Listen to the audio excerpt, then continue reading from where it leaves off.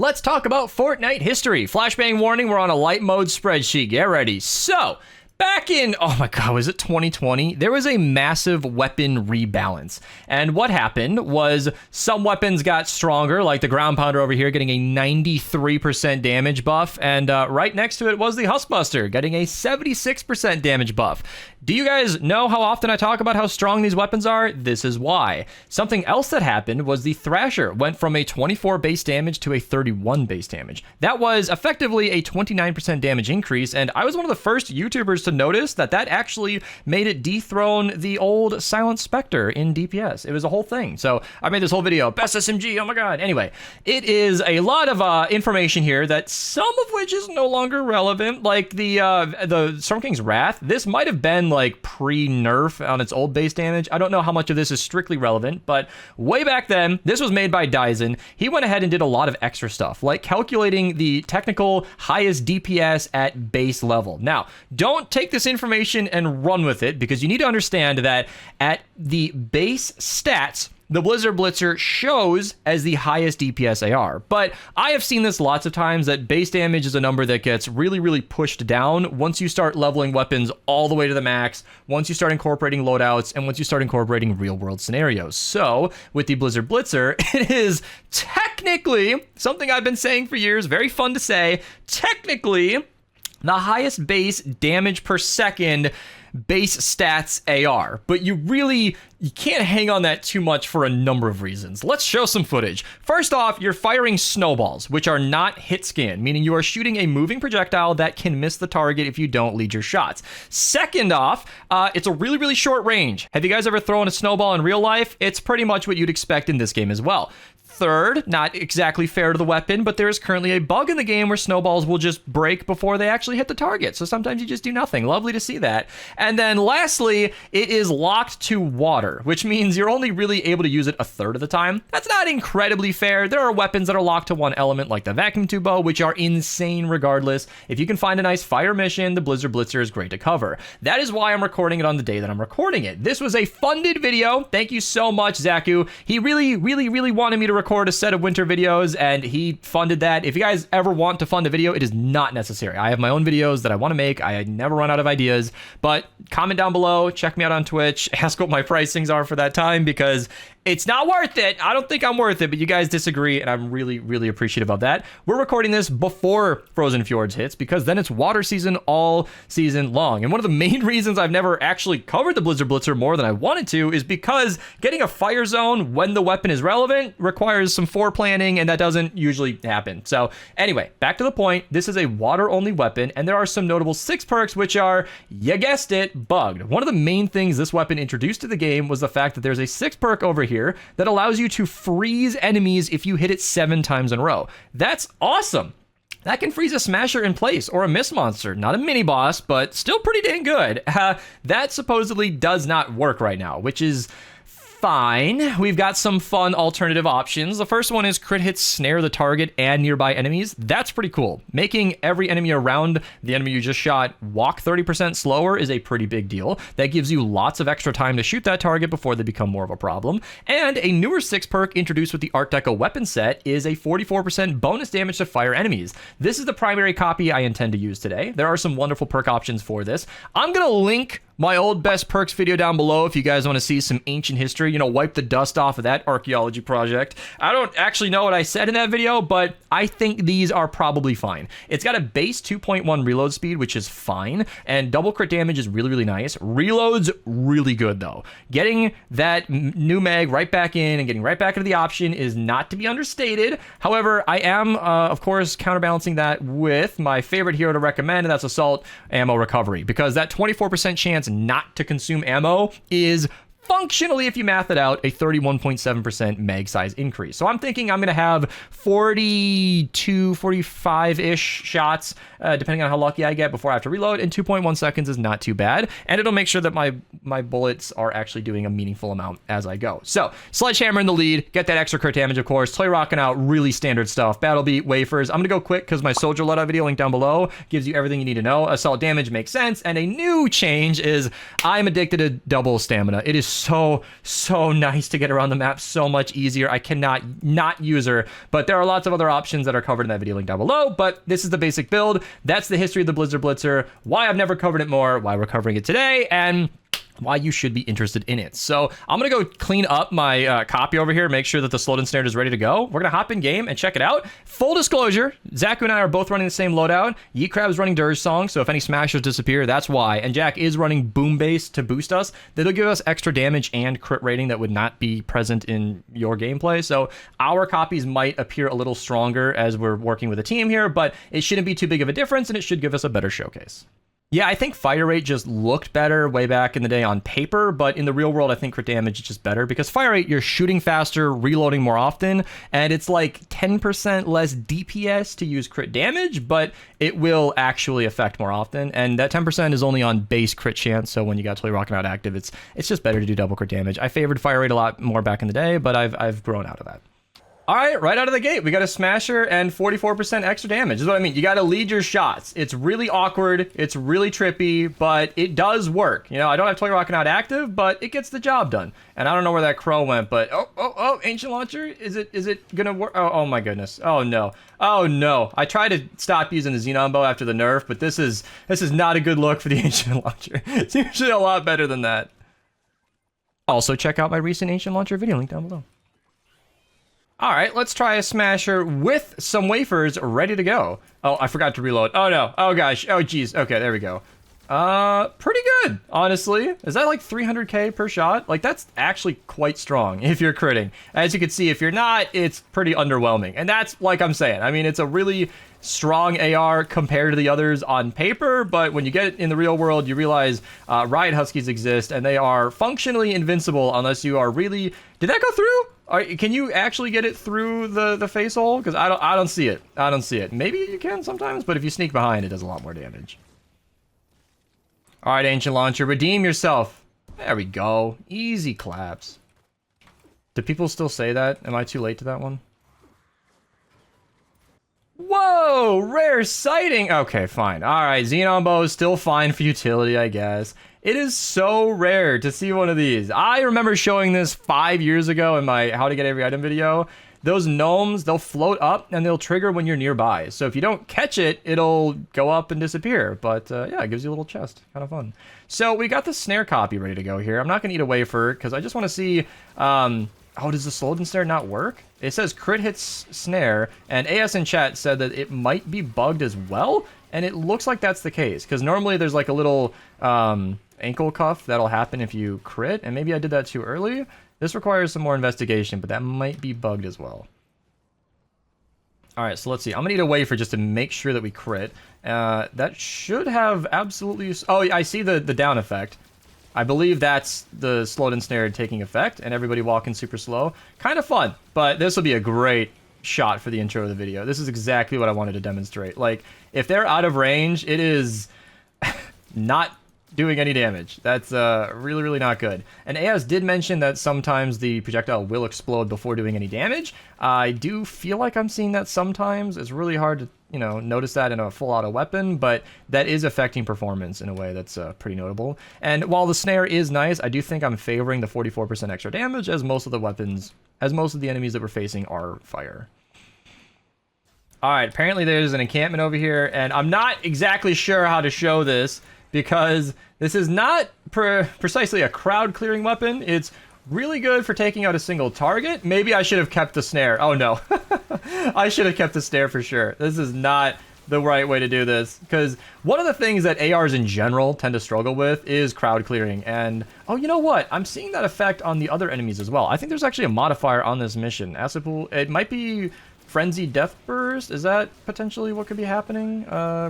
Nearby enemies. Yeah, so I think the slowed and snared is actually not working at all, because there should be cuffs around the ankles of the enemies indicating that they're being slowed down. You can notice that when you prick the feet of something with the wooden floor spikes, but that is not currently present, and I think I'm just going to avoid that copy of the weapon. It would be very useful in a fight like this if you could slow down every enemy at once, but that is not what's happening. Unfortunately, what that does mean is we have a dead perk here. And it doesn't seem like that matters. You got 2 people working together with some crits coming in. I mean, a 250,000 per shot is pretty good when you're firing at how fast? I didn't even look at the fire to this weapon. 5.4. Okay. So that's over 1 million DPS. That's pretty dang good if you're critting. But yeah, dead 6 perk, whichever way you look at it, it's unfortunate. But if we do get up against some fire smashers later on in the mission, that will definitely show its worth. Versus the blasters in these encampments, not so much, but we'll still take care of them just so that we can close out these encampments and get to the defense. 300k is nice. I like it. I know we're supposed to be showing off the weapon, but if you are running a soldier build, definitely use your shockwave, and good teamwork there. Let's move on and get the defense started. All right, let's do the defense. So in the modern day, I try to be a little more trapping efficient because you can't drop loot between people anymore, so I don't want to waste all of my stuff. And so what I'm doing here is just making these nice little corridors. Brick should be just fine for this type of mission, and something like this should honestly be plenty. I like this idea of like a little shower gate, and I'm gonna put sound walls and... Are these wall dynamo nature or... Okay, they are energy. I think that'll be fine, because I expect some of these to break. Propanes are going to get through whether we use sound walls or not, and I don't want to deal with it if a smasher decides to just destroy everything. I've actually fallen out of favor with using broadsides recently for exactly that reason, because, yeah, broadsides are fantastic. Some of the best damage you can get from a trap until a smasher runs through it and they're gone. So... yeah. Then it looks like we have basically 2 sides here. I don't love flinging enemies off the map when I'm trying to showcase a weapon. I want to actually get those kills, but that does make sense here. And I do believe this will be a weak point later on. I'm going to pre-place just a few tire traps. And this is all important because activating Battle Beat will be really good for the weapon's damage and overall performance. So getting these things in place can get us a lot more consistency. So... without further ado, I think we're ready to go. I don't know if these guys are ready, but they will be in just a second. They are well aware of what's going on here and should be ready to go. I haven't gotten a lot of feedback on that, by the way. Do you guys like the trapping segments? Because I don't record dedicated trap guides as often anymore, but, I mean, we do need to trap these 160s. Ooh, that's some good damage when I'm showcasing weapons anyway, so I feel like it just makes sense to include that. And I timestamp everything, so you're always welcome to skip ahead if you'd like, but I need to not be out here. That is some real advice, by the way. Don't run in front of your traps. Let them do their jobs. Stand back behind them and let them work. The range on this is... oh, that's actually so funny. I feel like I'm in a snow fort shooting snowballs at my friends. This is actually so cute. These ramps are like exact... I feel like a little kid again, just...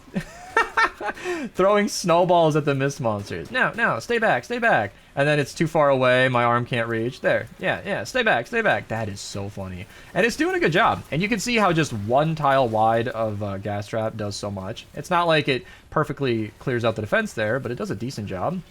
And even without Toy Rockin' Out, I'm specifically not eating away for here. It's doing pretty well. Again, dead 6 perk. I am not getting any extra damage here. Not from that 6 perk at least. It's doing pretty well. The double crit damage is going very, very far. You can see that it's usually sufficient to empty out a mag, kill everything in front of me, and then once it's dead and the enemies are respawning, that's when I can stop to reload. That is one of the many reasons that I don't always favor reload. In fact, I've been recommending mag size for years in my videos. I feel like it just makes sense to have more ammo now. You can always reload when you're circling back, but this is definitely a problem for this weapon. Slow firing snowballs with limited range that don't always do damage to their target is a lot of limiting factors to throw on a weapon, so you got to be very careful with these kinds of things. But we've seen it enough without wafers. How about yeah, okay, pretty pretty strong. I really hope some smashers change with this storm change, because some smashers spawn with the storm change, because this is really where I want to see this weapon. It's a high DPS AR that does really well versus fire enemies, and I want to see it. I want to see it bad. All these normal enemies just fall over. Look at them. It's like 1 or 2 shots to the head and they're gone. Out of the game. No problem. We should probably reinforce these traps, but I think we have enough on the back end that it doesn't really matter. And the snowball is slowing this enemy down would go so far. When a taker is flying towards you and they're going to completely interrupt your fire rate and therefore your DPS, it is literally... okay, alright. So when you slow an enemy down and they are moving 30% slower, it is almost 30% extra damage. You're not doing any extra damage. You just have more time to kill that target. And that's one of the things I've used to explain Ice King. Yeah, I was thinking Knight, but Ice King, the constructor. He makes it so that in the support, enemies will walk 15% slower when they're standing on your base.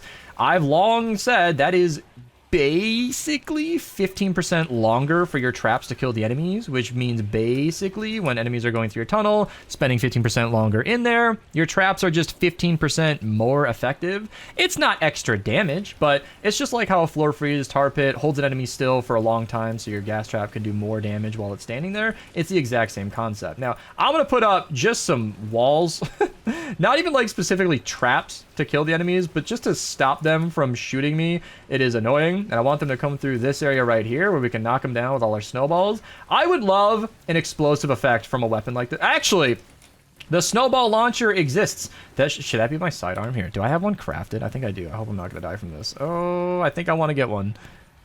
I had to dig through my entire inventory to find out that I had it favorited. All right, task failed successfully, but we have the snowball launcher. Now, Zaku wanted me to showcase the Blizzard Blitzer, but that is exactly what this kind of thing is for. You've got the, oh, perfect. All right, you've got the explosive snowball launcher for the crowd clearing. You've got the Blizzard Blitzer for the big target. Okay, I know he's frozen and probably taking 25% extra, but that was a fast smasher kill. That was a good kill. Let's run that back. Let's go hit the healing pad. Big fan of these, by the way. Highly recommend using them. Cheap to craft, highly effective. Look at that damage. 450 per crit. That's decent. Like, it's not a ton. It's not the highest number we see on some other weapons, but at a 5 fire rate, 450,000 DPS. I don't know what the math is off the top of my head, but that feels high. 450, that is not 9 million DPS. That's not. Is it?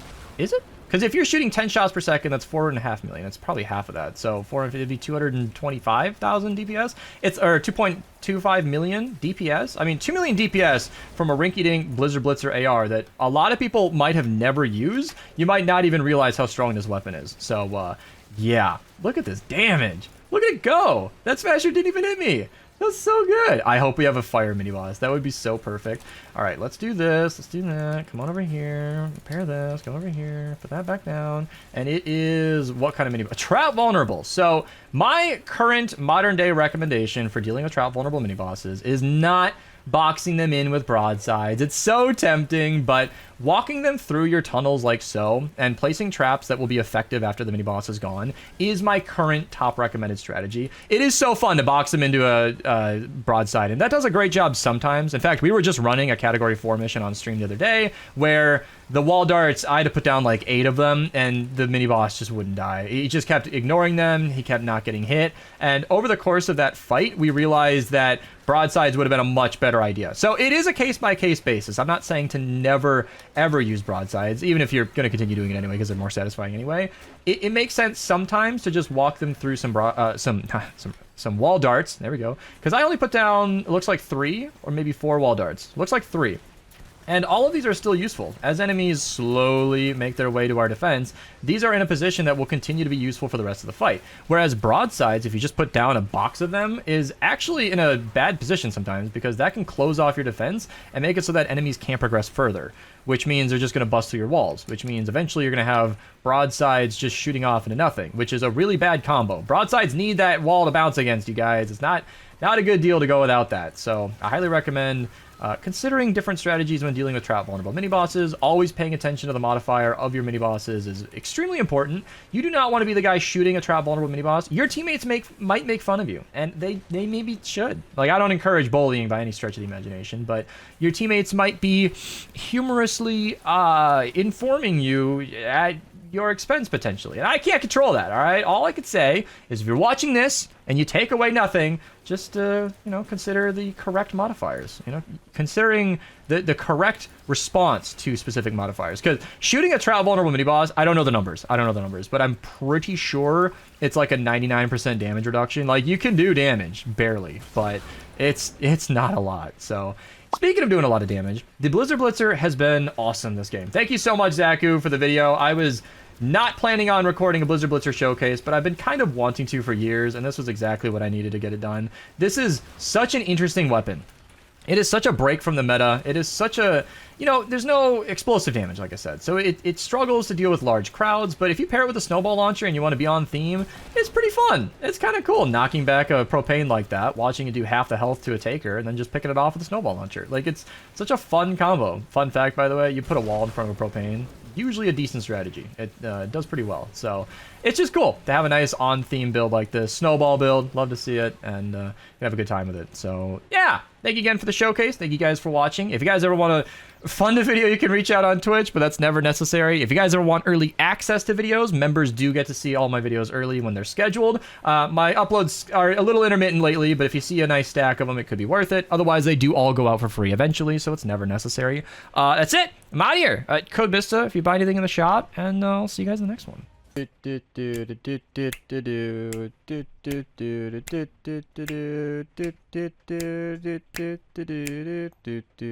then